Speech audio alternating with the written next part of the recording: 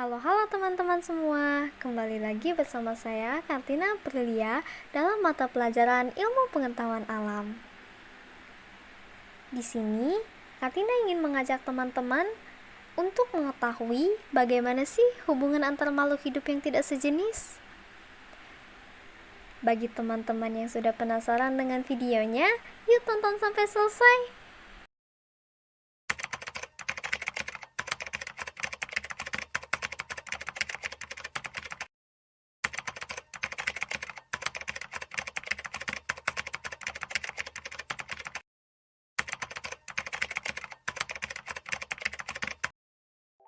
Nah, teman-teman pasti sudah mengetahui kan bagaimana hubungan makhluk hidup dengan lingkungannya.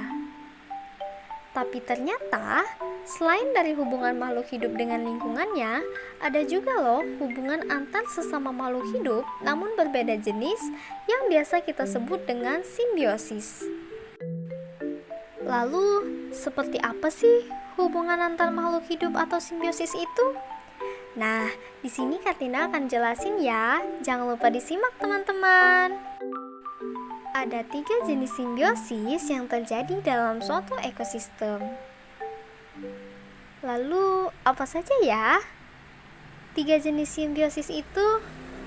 Nah, yang pertama ada simbiosis mutualisme, yang kedua simbiosis parasitisme, dan yang ketiga yaitu simbiosis komensalisme. Pertama, kita akan membahas simbiosis mutualisme. Simbiosis ini adalah jenis simbiosis yang terjadi antara dua makhluk hidup berbeda dan keduanya sama-sama mendapatkan keuntungan. Kok bisa ya dua makhluk hidup berbeda melakukan suatu timbal balik dan mendapatkan keuntungan yang sama? Contoh simbiosis mutualisme yang pertama yaitu kupu-kupu dan bunga. Bagaimana sih kupu-kupu dan bunga ini bisa saling menguntungkan? Nah, kupu-kupu akan hinggap di bunga dan menghisap nektarnya. Kemudian, kupu-kupu tersebut otomatis akan mendapatkan makanan. Lalu, bagaimana dengan bunga?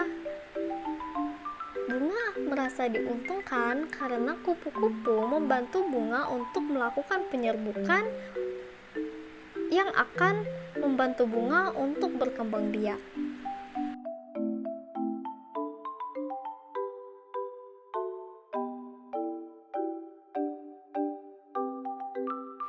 Simbiosis yang selanjutnya yaitu simbiosis parasitisme. Simbiosis ini merupakan hubungan antara dua makhluk hidup yang berbeda, di mana yang satu mendapatkan keuntungan, sedangkan yang lainnya akan mendapatkan kerugian. Contoh simbiosis parasitisme yang pertama yaitu antara nyamuk dengan manusia, di mana pihak yang diuntungkan adalah nyamuk, sedangkan pihak yang dirugikan adalah manusia. Mengapa bisa demikian? Ya, tentu saja ketika nyamuk menghisap darah kita, dia akan mendapatkan makanan dan asupan gizi untuk mempercepat dirinya melakukan perkembangbiakan.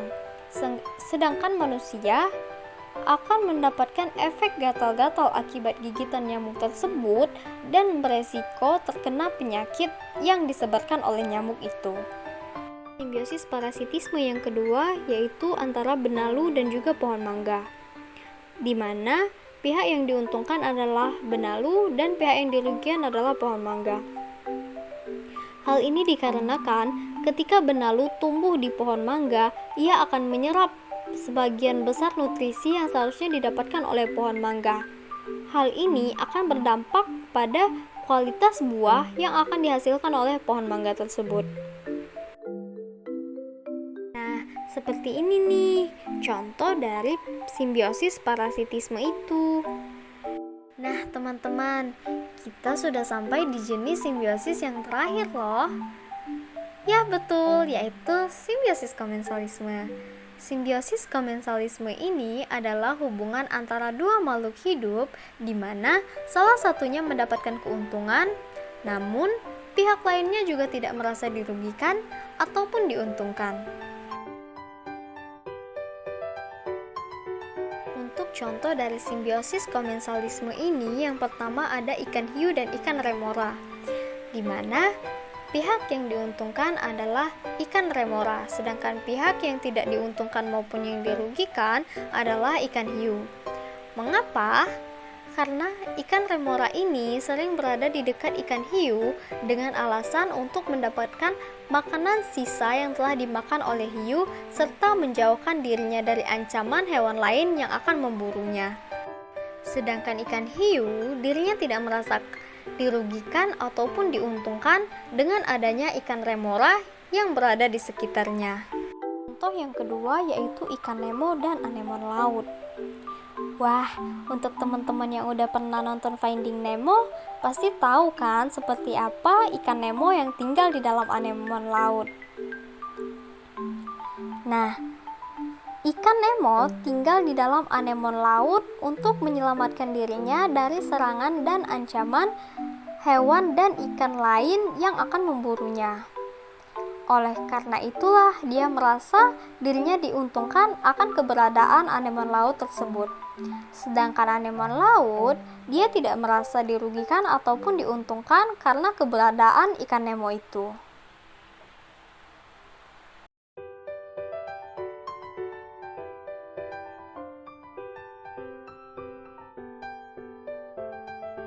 Nah, jadi begitulah teman-teman, hubungan antara makhluk hidup yang tidak sejenis. Ternyata makhluk hidup juga melakukan hubungan timbal balik lain ya selain dengan lingkungannya. Baiklah, mungkin sampai di sini saja ya pertemuan kita pada kali ini. Jangan lupa belajar teman-teman semua. Tetap semangat dan sampai jumpa.